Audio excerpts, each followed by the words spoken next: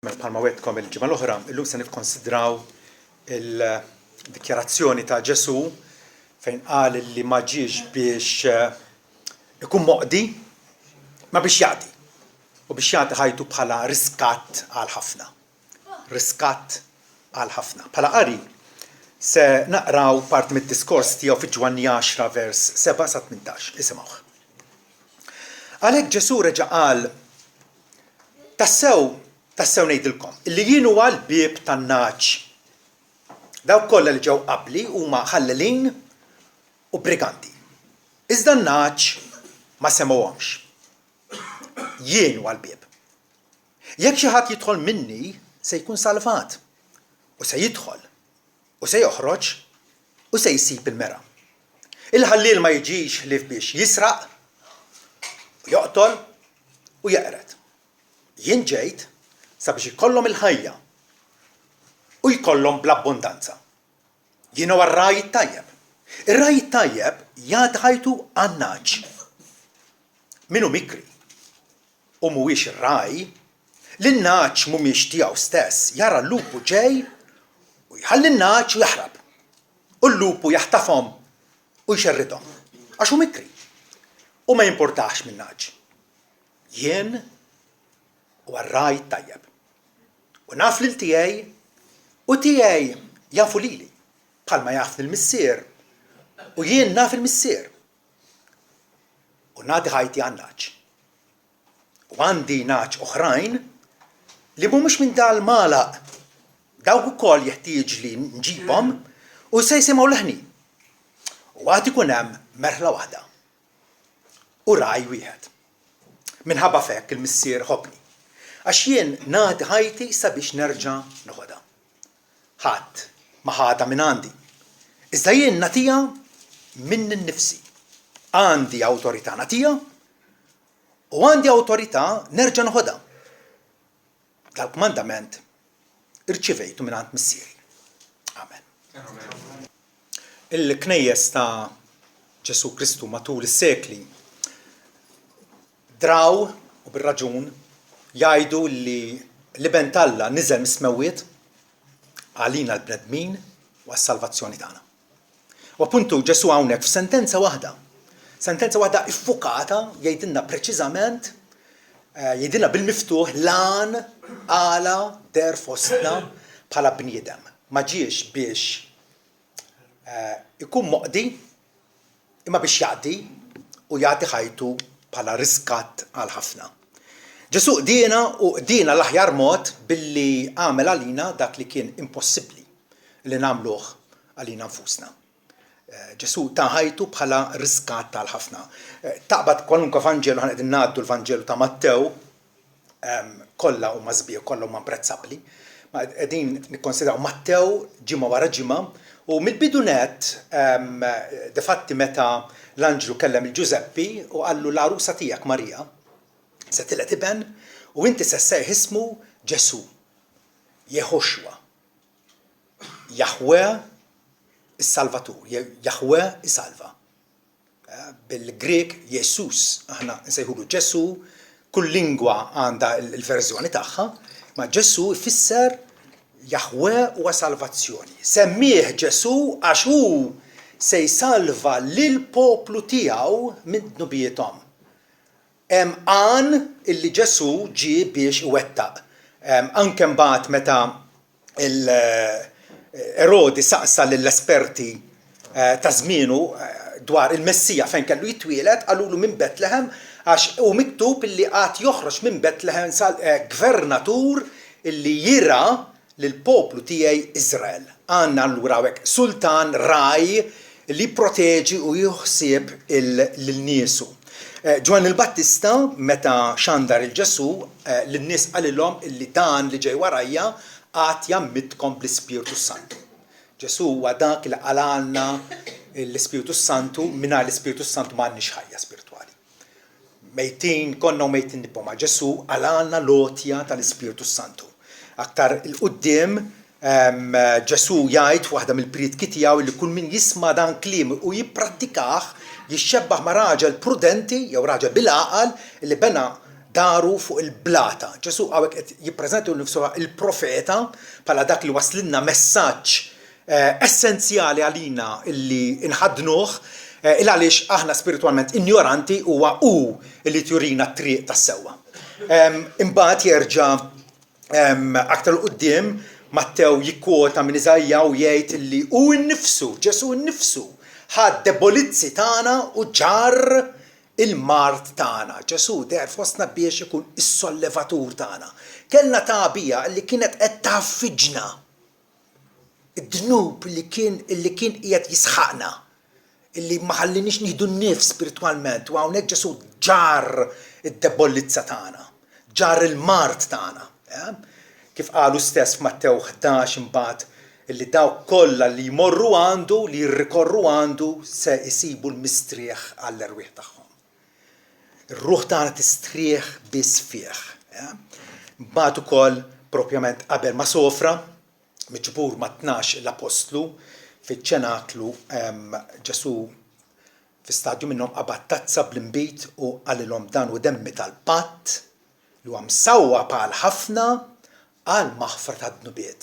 Ġesu kellu jingħata fuq is-salib appuntu biex jaqlalna il-maħfra tad-dnubiet. Dak huwa l-iskop ta' ħajtu. Kif għalalna l-maħfra tad-dnubiet? Billi ta' ħajtu bħala riskatt għal ħafna.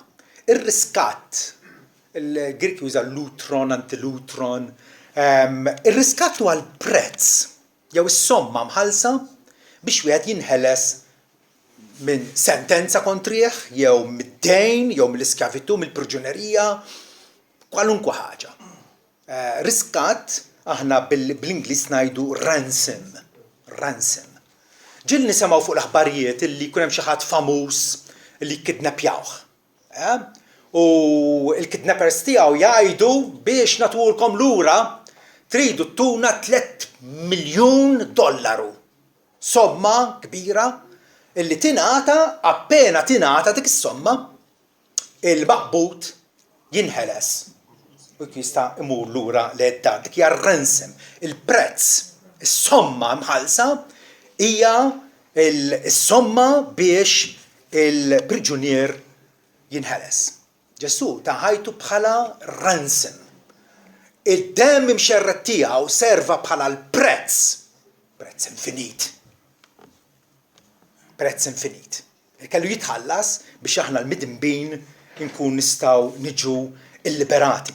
Infatti bħalma qal Anselmu fis-seklu 12.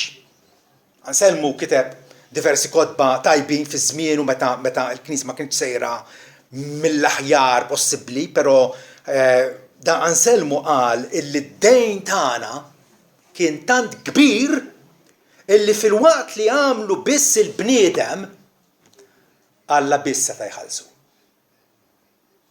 Id-dejn tagħna kien tant kbir illi fil-waqt li għamilnieh aħna l-bnedmin Alla biss seta' jħallsu. U Alla ħallsu permezz ta' ibnu Ġesu Kristu. Mela Kristu miet biex l-sira għad-dnub din l-problema tagħna. Ma ħsbux il-problema tagħna hija l-faqar, jew il-mart, jew nuqqas ta' edukazzjoni, jew il-politika ħażina ta' pajjiżna, jew ta' pajjiżi oħrajn. Il-problema fl-eruq tagħha hija r-ribelljoni tagħna kontra Alla. Ribelljoni fil-qalb, fil-ħsibijiet tagħna, fl-emiq tagħna, fil-sienna, aħna nies avversivi. Edewwa Alla. Imma Alla issa iħabbibna miegħu nnifsu billi jħallas il-prezz, jħallas ir-riskatt. U kif ħallsu? Fibnu Ġesu Kristu. Ġesu miet allura biex l-sira d-dnub jiġu illiberati. Kif ukoll biex il-priġunieri taħt id-dominju ta' Satana jingħataw il-libertà.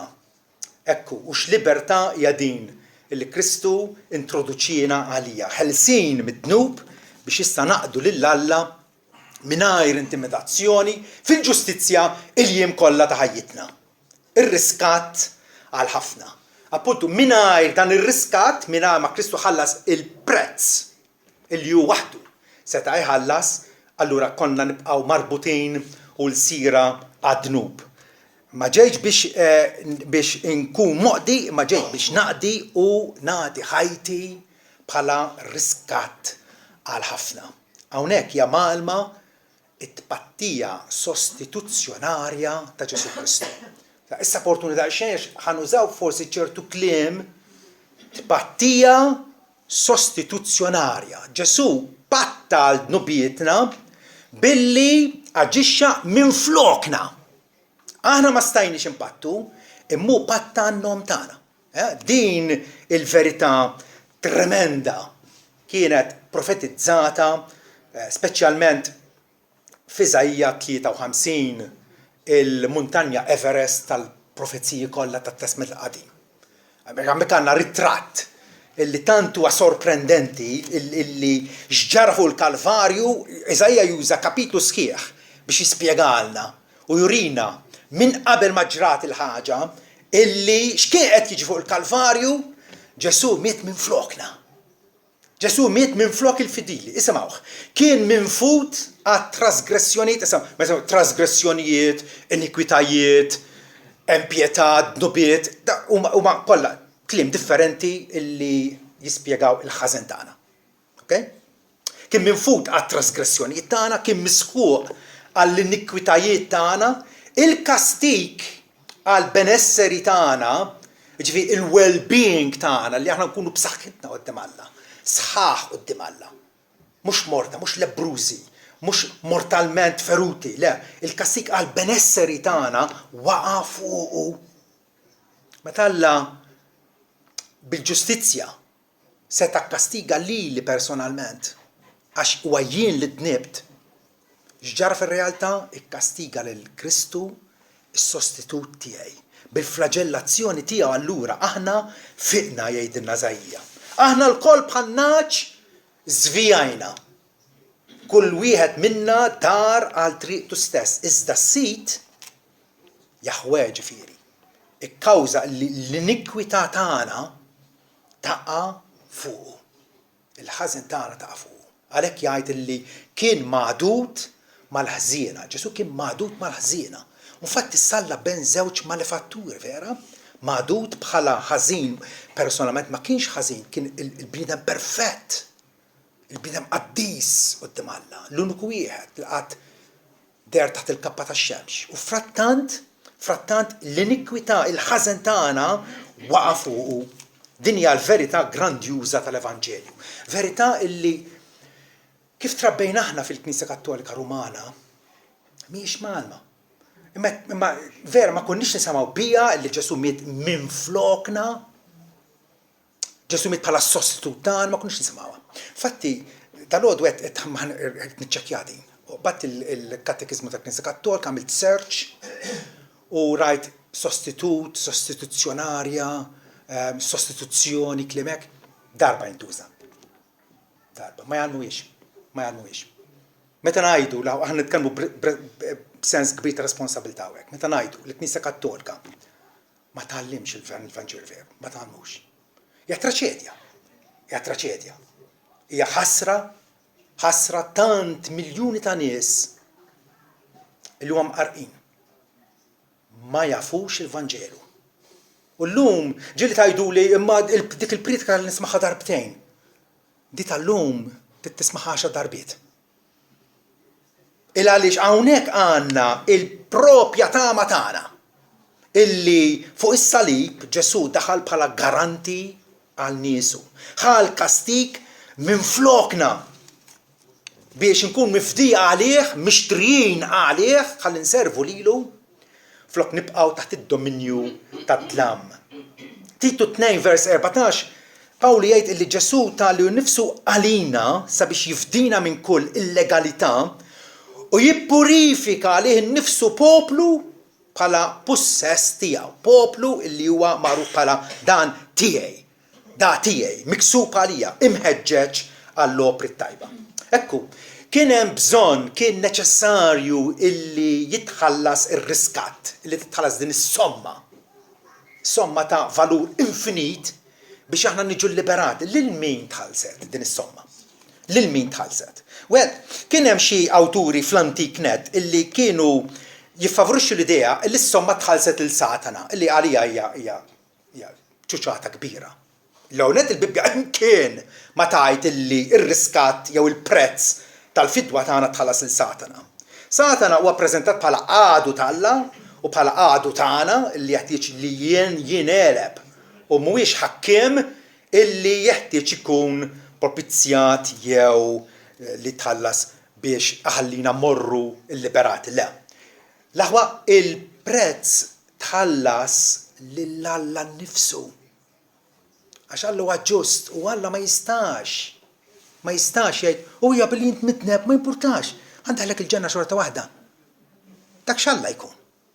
Alla ġust, Alla kapriċċjuż, le. Alla huwa qaddis, Alla huwa rett u kull ħażen irid ikun ikkastigat. Alla kkastiga l-ħażen tiegħi u tal-fidili l-oħra kollha fuq is-salib. Fibnu Ġesu Kristu. Fimħabtu Alla l-Missier ipprovda r-riskat.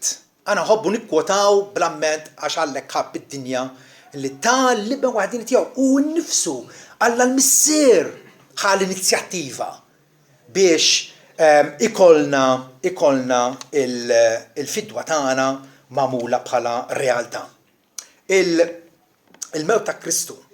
Il-mewt ta' Kristu hija il-ftaħir ta' kull Kristjan. Kull min jgħid huwa Kristjan huwa iffukat u jieħu il-ruħu tieħu pjaċir u tistrieħ fil-fatt illi il-ħaruf talla der biex ineħħi d-dnub tad-dinja.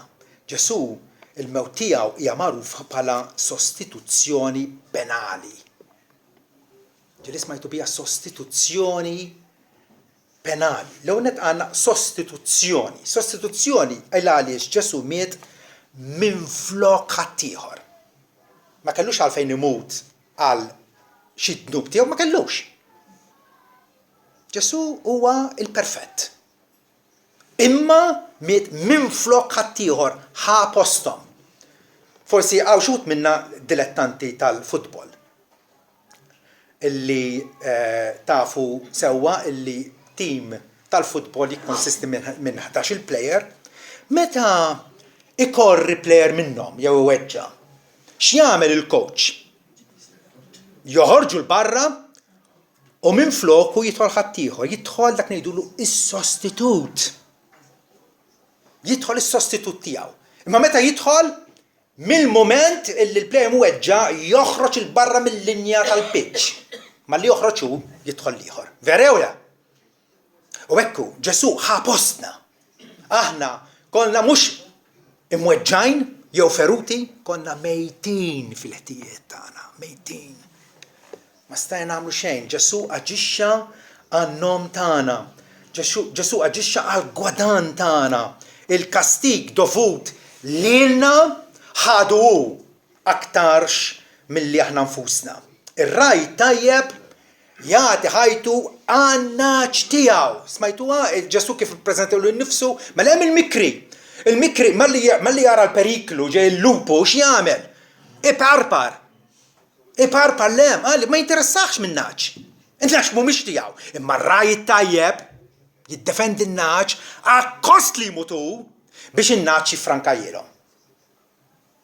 Raj tajjeb jagħti ħajtu għan-naċ tiegħu. Mela, dik hija s-sostituzzjoni. Ġesu aġixxa, Ġesu indaħal minn flokna. Aħna ma konniex kapaċi, imma kapaċi.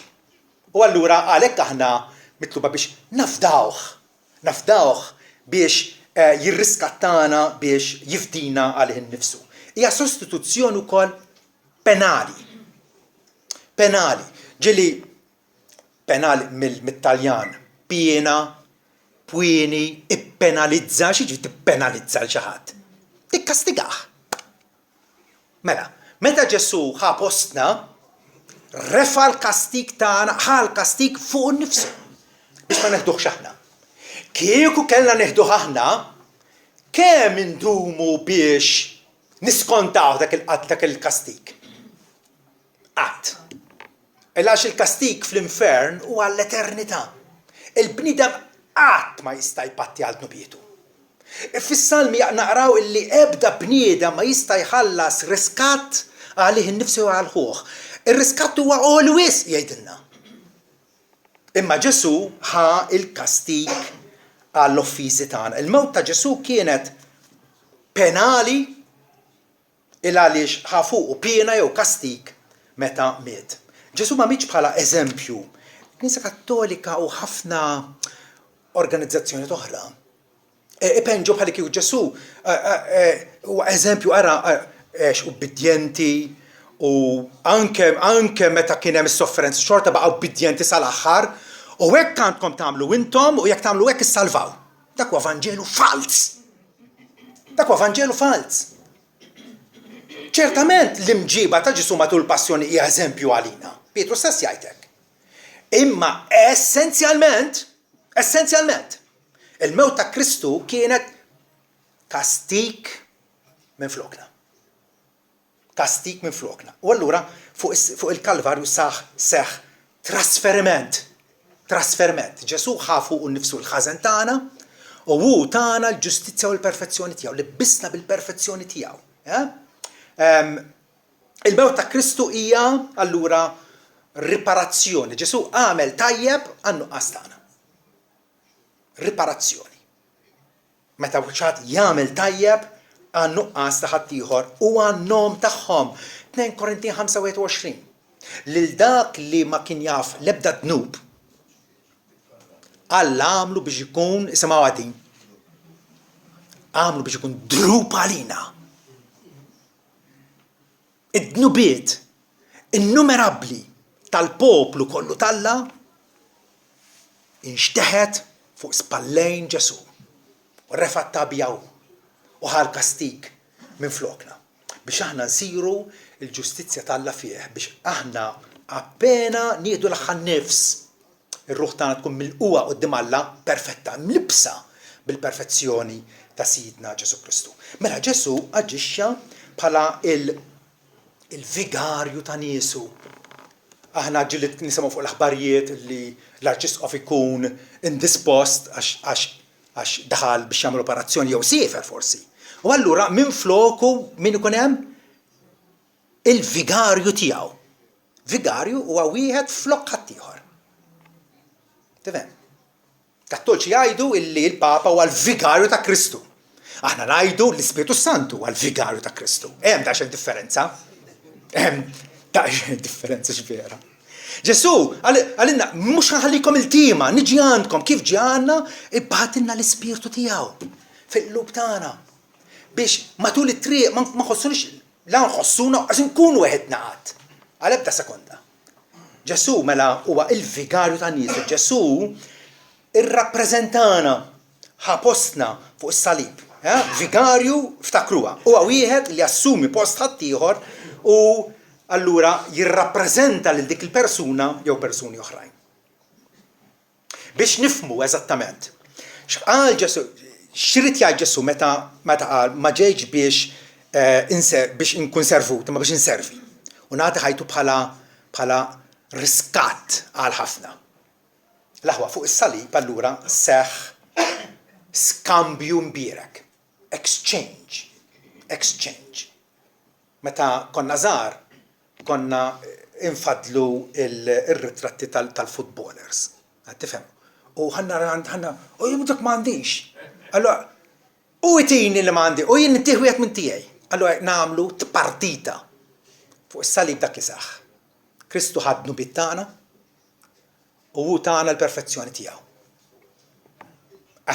Bir-raġun din ir-realtà l-Bibja sejħilha il-Vanġelu, jaħbar tajba, jaħbar ma titwemminx, jaħbar fenomenali. Alla mhux qed jgħidilna siru tajbin, għamlu l-almu kollu tagħkom, ippruvaw, irsistu. Le, ħarsu l-salib qed jgħidilna għax hemmhekk hija t-tama tagħkom. Is-salib ta' Kristu, l-iskambju mbierek. Ġesu li ħafu nnifsu r-responsabbiltà u l-konsegwenzi kollha ta' dnubietna biex imbagħad ilbisna bil-perfezzjoni tiegħu. Ġesu irrappreżentana quddiem Alla, irrappreżentana. U għadu qed jirrappreżentana għajdu li intom fuq il-leminija tal-missier. jinterċidi għalina. Jinterċidi għalina. Fuq il-Bibja taffermalna u twedna illi Kristu huwa kapaċi jsalva kompletament il-dawk illi bih, mhux bħadd ieħor, bih jersqu lejn Alla. Flok mitna aħna allura, flok ma sfajna separati minn Alla fl-infern għall-eternità, miet u minn flokna. Allura, kif iddikjara Ġesu nnifsu. Kull min jgħix jemmen fija, bebda mod ma jmut. Qatt, tajdu l-maħna, mutu. Rajna nis oħra, kristjani oħra, li ħabħan nifs u jittieħdu ċemete. Mux għadik il-mewt jħasra. Dik il-mewt hija raqda. Dik il-mewt hija raqda. Il-ġisem illi jispiċċa, jitħassar, isir trab, Alla tjerġa' jqajmu. Hawnhekk Ġesu qed jgħid bebda mod ma jmut qatt ir-ruħ tagħna. Aħna ngħixu quddiem Alla minħabba il-mewt ta' Kristu. Fi Ġwanni 8 vers 51 Ġesu wkoll jgħid tassew ngħidilkom. Jekk xi ħadd iżomm kelmti qatt mu ħajara l-mewt. U l-lut staħġbu. Infatti qalulu issa nafu li għandek demonju, dax diskorsu biex titkellem hekk. Ma Ġesu affermadin qal tassew ngħidilkom. Iftħu widnejkom u simgħu sew. Jekk xi ħadd iżomm kelmti, jekk xi ħadd jilqa' l-messaġġ ta' tagħmel li waslinna hu, qatt mu ħajara l-mewt. Il-mewt ta' Kristu fuq is-salib hija l-unika tama tagħna. Il-Bibja difatti tagħti ħafna illustrazzjonijiet. Ġilli nsejħulhom dellijiet bikrija meta naqraw il-Testament il-Qadim. Tajjeb, mill-bidu tad-dinja. Sakemm Ġesu twieled f'Betlehem, sakemm der il-Messija fostna, għandek eluf ta' snin li Alla inqeda bihom biex jgħallem lill-poplu tiegħu x'kellu iwettaq fi bnu Ġesu Kristu. Minn dakinhar stess illi Adam u Eva bibluha, ħaduha kontra Alla u kisru l-kman tiegħu sfaċċatament. Alla libbes lill-ewwel ġenituri tagħna bil-ġlud tal-bejjem. Mela, huma pruvaw jagħtu l-era tagħhom bil-wera tat-tin. Ma l dik mhux biżżejjed. Irid ikun hemm il-mewt ta' xi ħadd minn flokok biex titatta l-era tiegħek. Walla qatel l-annimal biex bil-ġlud il-bess lill-bniedem ħati qudiemu. Anke Ġesu jgħid il-parabola tal-festa tat-tieġ. Kulħadd mara t-tieġ u s-sultan għadda u ra wieħed li ma kellux il-libsa tat-tieġ. Qallu kif tħalta hekk mingħajr libsa tat-tieġ. Alla jrid illibbisna bil-perfezzjoni tiegħu, altrimenti ma nkunux aċċettabbli. Mill-bidu Alla beda biex jurina illi ikolla isseħħ il-mewt biex jitneħħa d-dnub. Difatti il-Bibja tgħidha espliċitament. Mingħajr it-tixrid tad-demm m'hemmx mafra. Issa tista' tiġi bil-filosofija tiegħek u bir-raġunament tiegħek u bil-loġika tiegħek, il-Bibja hija ċara. Mingħajr it-tixrid tad-demm m'hemmx mafra. Imbagħad ukoll meta Abraham kien ordnat biex jissagrifika lill-ibnu Iżak, u meta kien wasal biex rafa s-sikkina biex joqtlu, Jaħwe żamlu idu u Abram minflok ibnu offra botbot. Raw is-sostituzzjoni. Flok ma miet Iżak ġiet offerta il-bima minn floku. Għal darbohra ninnotaw sostituzzjoni, wieħed imut flok liħor. Bil-fidi, Alla finalment kellu jipprovdi s-sakrifiċċju reali u effettiv, għax ħana nafu. L-dem tal-bdaba totoloġija li ma jistaqat tinħednu bit. Xaġa offja.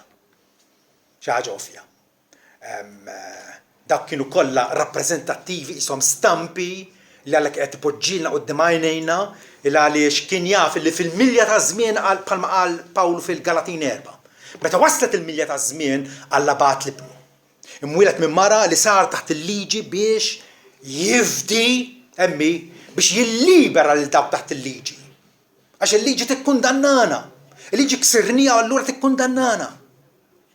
Jifdina minn taħt il-liġi sabiex insiru uliet adottivi tiegħu. U la darba aħna uliet, aħna wkoll werrieta tiegħu. Alla minn nies poveri u falluti jollina fl-status tant li isejħilna l-istess uliedu. Ekku matul imbagħad il-ġrajja twila tal-patt il-qadim fi żmien Mosè Alla ordna l-Mosè u spjegalu x'tip ta' sakrifiċċji għandhom ikunu offerti fuq l-ewwel fit-tabernaklu aktar tard imbagħad fi żmien Salamun fit-tempju tajjeb dawn is-sakrifiċċji kollha eluf ta' sakrifiċċji kienu jiġu offerti. Kollha qegħdin jindikaw, kollha kienu qegħdin itambru messaġġ wieħed. Il-ħaruf kellu jkun maqtul biex intom tkunu illiberati. Meta waslu biex joħorġu mill-iskjavitu tal-Eġittu, Alla qalilhom ibqgħu f'postkom għax il-lejla se jgħaddi l-anġlu tal-qirda u se joqtollu l-imwieled fejn ma jarax id-demm applikat fuq il-koxxox tal-bieb ta' dik il-familja, l-ewwel imwieled imut. Mela, dakinhar kien hemm Lut u Eġizzjani min ma għamilx il-demm imċappas mal-bieb, l-ewwel imwieled dik id-dar ġaralu. Miet. Ma dawk li kellhom id-demm applikat, dawk baqgħu ħajjin. Għalhekk bħalma qal Ġwan il-Battista, araw il-ħaruf talla. Danu li neħidnu tad-dinja. Dawk kollha stampi, illustrazzjonijiet sbieħ fihom fushom, però kienu qegħdin jippuntaw kull darba jippuntaw lejn il-ħaruf talla illi neħħi id-dnub tad-dinja. Imbagħad ukoll il-patt il-qadim ikompli jiċċara is-sinifikat tal-mewt ta' Kristu bħala sostituzzjoni għal niesu. Nies Kattolika ma tazzardax tajt illi Ġesu miet minflokna ħapostna. Għax kieku ħapostna allura aħna x'ħanagħmlu xejn. Meta il-Lut kienu tant disprati, l-armata tal-Farun fuq din-naħa, il-Baħar l-Aħmar fuq din-naħa, huma qegħdin qishom sandwich imrassin miż-żewġ naħat. X'ħanagħmlu? Alla għal-Mosè jgħidilhom isktu u waraw is-salvazzjoni li Alla se jaħdem għalikom illum fil-waqt li intom ma tagħmlu xejn. U kif ħelishom Alla? Fetħilhom il-baħar, għaddew mill-baħar u l-edewa tagħhom kollha għarraqhom fil-Baħar l-Aħmar. Araw is-salvazzjoni li Alla jħejja għalikom illum fil-waqt li intom ma tagħmlu xejn. Appunt meta ngħidu illi Kristu miet minflokna. Qegħdin ngħidu illi Kristu sofra l-infern flok ma sofrejni aħna. Xaħbar tremenda, xaħbar tremenda. Kristu jħallas għalina, jħallas il-prezz li kien impossibbli għalina ħallas. Meta jiena ngħid anke per esempio l-Apostolu Pawlu fil-Rumani 5 jgħid waqt li konna għadna dajfin, Kristu fi żmien propizju miet għall-empji, empji huma nies ħżiena. Kristu miet għal-ħżiena. Ġifieri miet għal-ħżiena? Miet biex jagħtihom eżempju? Jew miet minn flokhom? Ovvjament miet minn flokhom. Ikompli jgħid Alla jisebixxi l-imħabba tiegħu nnifsu lejna billi fil-waqt li konna għadna midinbin Kristu miet għalina. X'jiġifieri miet għalina? Dik hija l-kwistjoni kollha. Kristu miet minn flokna. Kristu miet minn flok. Meta jiena nidħol f'ħanut u nara oġġett, nara ktieb pereżempju, tajjeb, u nkun irrid nixtrih. Mela jiena ngħid se nħallas għal dal-ktieb. Se nħallas għal dal-ktieb. X'jiġri allura? Lil-kaxxiera intiha 5 euro il-prezz u ix tagħmel immedjatament wara tagħtini l-ktieb fil-borża f'idejja. La tħallas il-prezz allura l-oġġett huwa tiegħi. Meta ngħidu s-soldati mietu għaċ-ċittadini sħabhom, ġifieri s-soldati mietu minflok minn ċittadini baqgħu id-dar, kienet il-gwerra, ma kienu civilians, ma ġildux imma is-soldati mietu għad ċittadini sħabhom. Is-sens huwa ovvju, mietu minn flokhom. Ġesu ippreżenta li hu nnifsu bħala raj tajjeb li għad ħajtu għan-naċ. Biex il-merħla tkun preservata, kellu jmut ir-raj. Din il-verità tantija sabiħa, tant tamlilna l-qalb, tant tatina tama, tant turina l-imħabba tremenda talla lejna illi ma nixbaw qatt inkantaw dwarha. Waħda mill-għanjiet tagħna, dnubieti imxejna għax ħadhom Ġesu. Imħabba minn qabel bħala l-ħaruf. Refaħħom u ġarrom is-sostitut, illum jien m'għadniex midjun fallut. Mulej Ġesu, int ħsilt li l-ħtijiet, naddaft li r-ruħ, ħfirt li d-nubiet, feddej setan int li l-ħabbejt, avolja kont kontrik. Ġerħabna meta konna għadna midinbin edewa talla flopri ħżiena tagħna. Minħabba s-sakrifiċċju tiegħu, il-fidili, aħna li nafdaw fih, aħna li iffissajna l-ħarsa ta' ruħna fuqu biss, għandna il-ġustizzja talla. Imlibsin bil-ġustizzja talla. Ġesu difatti huwa il-ġustizzja tagħna. Alla ħatru l-ewwel Korintin 1:30. Alla ħatru biex ikun l-erf tagħna, il-qdusija tagħna, il-ġustizzja tagħna, il-fitwa tagħna. Kristu kollox għalina. Kollox għalina. Ġesu mitalina fis-sens illi ħa postna u għalhekk aħna l-evanġeliċi b'konfidenza kbira ngħidu illi appena nieħu l-aħħar nifs ir-ruħ tiegħi tkun milquwa immedjatament fil-preżenza talla u Alla jagħtini merħba fil-ġenna tiegħu. Għaliex? Għax jiena mlibbes bil-ġustizzja ta' Kristu. Il-dejn tiegħi ħadu kien ikkastigat minn floki u allura libbisni bil-ġustizzja tiegħu. Kaspar Olivianus, wieħed mill-awturi tal-Katekizmu ta' Heidelberg, għandna bil-Malti, għal min jixtieq jarah. Eda meta kien qed imut, kien qiegħed fuq is-sodda tal-mewt difatti l-aħħar nifsijiet tiegħu. U risqu fuqu l-ħbib tiegħu. U għalulu taf int żgur illi inti maħfur? U għeġibhom bil-Latin ma tifhmuha. U qalilhom ċertissimus. ċertissimus. Il-fiduċja tiegħu ma kienx fih innifsu x'għamel x'm'għamilx. Il-fiduċja tiegħu kienet fis-sostitut tiegħu Ġesu Kristu. U hekk għandha tkun tagħna, hekk għandha tkun tagħna. Il-Kristjan ġenwin ħafna drabi tarfu meta ssaqsih għandek il-maħfra dejjiema mingħand Alla u mingħand tlaqliq u mingħand eżutazzjoni jgħidlek u żgur għax il-ħaruf mit minn floki.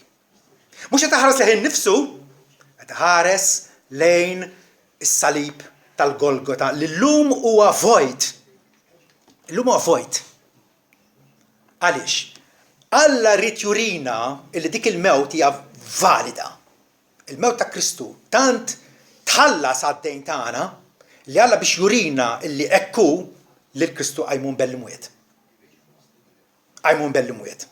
Ebda għallim reliġjuż, ebda fundatur tar reliġjon oħra ma ġralu hekk. Wieħed biss huwa Salvatur ħaj. L-oħrajn kollha kif qal Ġesu dawk li ġew qabli x'inhuma? Ħallelin u briganti. It-tama tagħna hija biss f'sidna Ġesu Kristu. F'sidna Ġesu Kristu. Kieku il-mewt tiegħu ma kienx mewta sostituzzjonarja, mewta minflok ma mmutu aħna, ma setax jingħad bħalma jingħad fl-Ebrej 9, vers 26. Illi issa huwa manifestat, Ġesu huwa manifestat darba fl-aħħar ta' żminijiet, għat-twarrib ta' dnub permezz tas-sakrifiċċju tiegħu nnifsu. Qed jgħidilna hawnhekk li d-dnub tagħna huwa mwarrab, huwa eliminat, huwa mneħħi. Għaliex? Id-dnub tagħna huwa msammar mas-salib. tagħna ta' min? Ta' dawk li jaftaw f'Ġesu Kristu.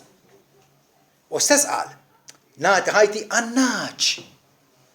Għan-naċ tiegħi, n-naċ tiegħi li jisimgħuni, jarfu leħni, jimxu warajja, dawk man-naċ. Fl-istess okkażjoni Ġesu jdur fuq nies oħra Lut ta' żmienu. U jgħidulhom, però intom intomx min-naċ tiegħi. Bħal mettilkom. Ġesu jaf in-naċ tiegħu min huma. Jaf in-naċ tiegħu min huma. U n-naċ tiegħu ir-raj isejħilhom. U x'jagħmlu huma? Jimxu warajh. Jimxu warajh. Kif jista' jkun ma nimxix, ma nsegwix, ma nobdix lil dak li ħallas ir-riskat minn floki? Meta kien impossibbli għalija biex inħallsu jiena nnifsi. Fil-Bibbja hemm dikjarazzjonijiet blad dwar il-fatt li Kristu miet minn flokna. Pietru jgħidilna fl-ewwel ittra tiegħu, kapitlu 2 vers 27. Ġesu nnifsu refa' d-nubietna f'ġismu fuq is-siġra. Jekk refaħħom fuq is-siġra, fejn huma d-nubieti? Fejn huma d-nubieti? Fuq innifsi? Fuq is-siġra. Fuq is-salib. Sabiex immutu għad-nubiet u ngħixu għall-ġustizzja bil-ġrieħi tiegħu. Intom kontum fejqa. Ġesu kien flagellat u msawwat u bidejh u saqaħ minn fudin bl-imsiemer appuntu biex infiqu aħna. Tgħid ma jiena għandi marda, mhux għal dak li ħassa, mhux għal dak il-tip ta' mart. Illa għaliex liema Kristjan jista' jgħid li għandu saħħa fiżika perfetta. Mhux fuq dik is-saħħa din ngħidu. Biġġiet intom kontum fejqa. Jibitu qed jgħid intom diġà fejqin. Diġà fejqin. Għalli ma tip ta' fejqan qed jgħid fejqan spiritwali. Ir-ruħ tagħna li kienet sewda bid-nubiet. Alla bid-demm ta' Ibnu Ġesu jagħmilha bajta bħas-silġ. Ġesu daħ responsabbli allura għal ħtijiet ta' niesu. Il-prezz għall-libertà mid-dnub. Dik hija l-kwistjoni kollha. Ġejt biex nagħti ħajti bħala fidwa għal ħafna. Dak il-prezz tħallas u allura kundanna m'hemmx Pawlu jgħid għalhekk issa m'hemm ebda kundanna għal dawk li huma fi Kristu Ġesu. Dak li qegħdin fl-għaqda miegħu permezz tal-fidi qed jafdaw fih m'hemm ebda kundanna u aktar tard jgħid ukoll m'hemm ebda separazzjoni. Min se jfridna minn-batalla? Min se jfridna? U jsemmi lista twila, il-ħajja, l-mewt, il-periklu, s-sejf, l-aks, il-ġuħ, il-ħwejx tissa, il-ħwejx li ġejjin, il-prinċipati u s-setat, xejn ma jista' jfridna jgħid mill-mħabba Alla li hija murija fi Kristu Ġesu Sidna. Kristu kien moti għalina biex ħallas prezz li aħna ma stajniex inħallsuh. Imma notaw il-qerq tal-bniedem. Kemm ġie mgħallem għal tul ta' sekli ta' snin u għadu jiġi mgħallem sal-lum il-ġurnata. Illi tista' tħallas bl-euro biex issalva. Dan l-affarijiet ikidduni u jirrabjawni u nħoss qafsa ta' qalb. Ġifieri fil-katekizmu tal-Knisja Kattolika l-idea ta' sostitut ma tissemmiex. Biex nkun vera preċiż tissemma darba fejn jgħid li l-ubbidjenza ta' Kristu kienet sostitut għall-ubbidjenza tagħna. Daqshekk biss. Il-bqija ma tista' imkien. Imma mbagħad fuq l-indulġenzi għandhom kapitlu sħiħ. Kapitlu sħiħ fuq l-indulġenzi. Meta Pietru jgħid li intom tafu li mhux biex beħwejjeġ korruttibli, ħwejjeġ li jitħassru b'fidda jew deb, kontu riskattati mill-manjer ta' ħajja futili tagħkom moddija minn missirijietkom, imma kontu riskattati b'demm prezzjuż. Bħal ta' ħaruf bla difett u bla teba bid-demm ta' Kristu. Bid-demm ta' Kristu. X'inġurja vera? Xaru kasa. Illi tajt, illi d-dem ta' Kristu mxerred darba dejjem fuq is-salib, li biħanna imperfezzjonati. Titħallas u tittamel il-purgatorju u żmien tal-purgatorju tiegħek. U tittamel l-indulġenzi u ħafna tawbiet u ħafna da biex minn għalik tħallasat. Le. Il-ħasar Kristjan ma jaqlaħiex minn fuq Ġesu Kristu, is-sostitut tiegħu. Iżajja 53, Iżajja jara il-profezija tiegħu billi jgħid bit-tarif tiegħu, il-fatt meta aħna narfuh lil Ġesu l-ġust. Bit-tarif tiegħu l-ġust il-qaddej tiegħi se jiġġustifika lil ħafna billi jerfa l-inikwitajiet tagħhom, jerfa d-dnubiet tagħhom kien magħdud ma' trasgressuri, difatti kien imsallab ma' żewġ ħallelin. Frattantu nnifsu refa d-dnub ta' ħafna u interċieda għat-trasgressuri. Kull darba jgħid Iżajja tindunaw iġġustifika lil ħafna u refa d-dnubiet ta' ħafna. Seta qal ta' kulħadd ma qax kulħadd. Inqogħdu attenti. Refa d-dnubiet ta' ħafna. Ġesu qal ukoll illi nagħti ħajti bħala riskat għal ħafna għaliex għax il-mewta tiegħu attwalment u realment issalva l-bnedmin. Il-ju kien jafu minn qabel. Hija fidwa reali u partikolari, mhix fidwa ta' parsi, mhix sempliċement il-possibilità li nsalvaw. Ġesu miet biex l-għad sħiħ tal-baħturin talla kollha kemm huma la wieħed iżjed u qas wieħed nieqes, kollha kemm huma ikunu salvati. Kemm naf irroddu ħajla li aħna nsabu fost dak l-għad tal-maħturin talla. Fir-Rivelazzjoni 5 vers 9, l-24 xieħ, l-24 anzjan fis-smewiet, jgħidlek hawnhekk kantaw kanzunetta ġdida. Għal ġdida għax issa li seħħet il-fidwa tagħna. Għandhom kanzunetta ġdida x'jgħidu. Qalu denju int qed jindirizzaw lil ħaruf. Denju int biex tieħu l-iskroll u tiftaħ is-siġilli tiegħu. Għax inqtilt u b'demmek xtrajt għal Alla persuni minn kull tribu u l-sien u poplu u ġens. Minn kull nazzjon tad-dinja Ġesu xtara għalih innifsu nies. Nies minn dal-poplu, nies minn dal-poplu, nies minn dal-poplu, nies minn dal-poplu. Bibja qatt ma tgħid illi Ġesu miet biex isalva l-umanità kollha. Le. Bibja tgħallem illi l-ħniena talla hija ħniena sovrana. Illi jagħtiha lil min joġbu u lil min iritu. Xtrajt għal Alla persuni minn kull tribu l-sien u poplu ġens u għamiltom saltna u saċerdoti għal Alla tagħna u għad saltnu fuq l-art. In-nies mifdija huma ħafna, mhux ftit, kif jaħsbu xi wħud, huma ħafna, mhux ftit, ma mhux kulħadd. Fatti. Ebda denominazzjoni, luterani, kattoliċi, evangeliċi huma x'inhuma. Ħadd ma jgħid li l-umanità kollha sissalva. Verewla. Għaliex? Għaliex il-mewt ta' Kristu tant hija ċerta fil-riżultat tagħha. Li Kristu kien jaf għal min se jmut. Għal min? Għan-naċ tiegħi. Għan-naċ tiegħi. Nagħti ħajti għan-naċ tiegħi. Il-xut minn nies għalhom intomx minn naċ tiegħi. Ma sax kun iktar ċar minn hekk. Mewtu servit bħala l-prezz għal fidwa tagħhom biex jagħmel tajjeb għad-dejn vast taħtijietom quddiem Alla. Ftakru x'qal fil-lejliet il-passjoni tiegħu. Dan hu demmi tal-patt imsawwa bħal ħafna, għal darb'oħra għal ħafna, għal maħfra tad-dnubiet. Qiegħed tistma' il-mewt ta' Kristu bħala it-tama tiegħek għall-ġenna, l-unika tama tiegħek għall-ġenna? Dik hija l-kwistjoni kollha issa. Dik hija l-kwistjoni kollha. Ġesu għalhekk bagħat id-dixxipli x'għandu l-Evanġelu lil kull maħluq, il-kulħadd. Il-kulħadd mhux għandu ngħidu għax dak abjad jew iswed jew isfar, jew dak injorant u le, jew dak raġel u mara. Kulħadd. Għaliex?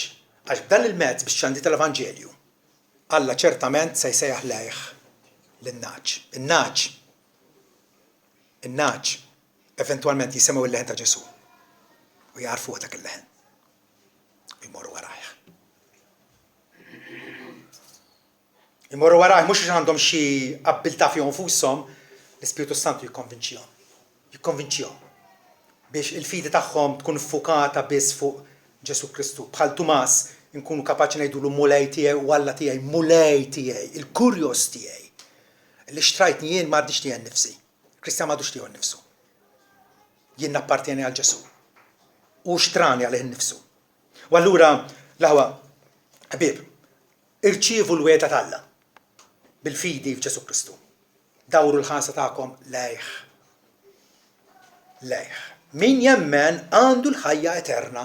Hekk tgħid il-Bibbja. Min jemmen għandu l-ħajja eterna. Min għandu liben għandu l-ħajja, min m'għandux liben tal-Alla m'għandux il-ħajja.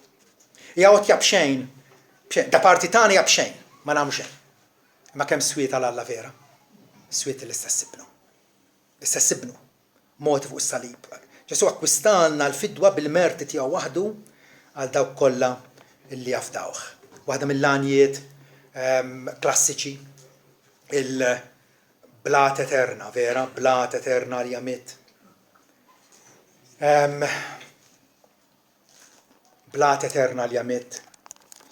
Ħallini nistaħba fik. L-ilma, id-dem li xerrit mill-kustat, l-adab berrit. Għalija u mal-fejqan, fik nissaffa, fik nistan. Nista nibki bla waqfien u naqdik ma kull imkien dan għal dum ma jbattix. Inti s-salva u inti biss. F'dawn li dejn xejn minn tsessib li f'naqbad ma s-salib. Emmi għal-fiduċa tagħna, emmi għat-tama tagħna żmien l-eternità. Halleluja.